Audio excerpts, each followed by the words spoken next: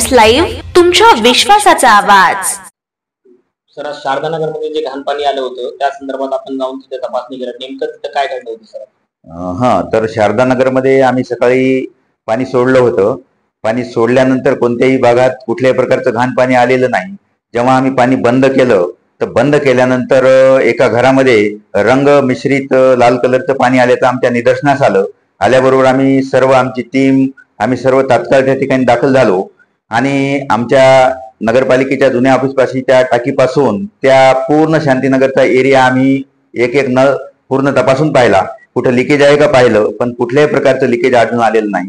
आणि जे लाल पाणी आलं होतं हे पाणी बंद केल्यानंतर आलेलं आहे।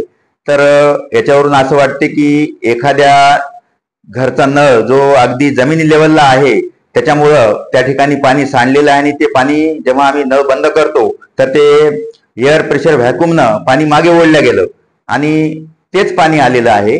मग याची शहानिशा करण्यासाठी आम्ही पुन्हा त्या भागातल्या लाईनला 1 ते 1.5 तास पाणी सोडलं। प्रत्येक घरी जाऊन आम्ही तपासणी केली। ज्यांच्या घरी लाल पाणी आलं होतं त्यांच्याही घरी जाऊन प्रत्यक्ष पाहणी केली तर त्यावेळेस कुठल्याही प्रकारचं दूषित पाणी आलेलं नाही आणि आमची कुठलीही पाईपलाईन सुद्धा लिकेज नाही, याची आम्ही पूर्ण चेक केलं।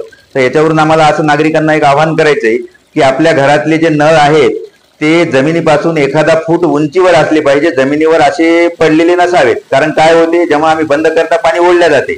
आणि सर्व नागरिकांना आवाहन असं आहे, नळ उंच करून घ्या, सर्वांनी आपल्या नळाला तोट्या लावा की जेणेकरून त्याच्यामुळं इतर नागरिकांना त्याचा त्रास होऊन दूषित पाण्याचा प्रश्न निर्माण होतो।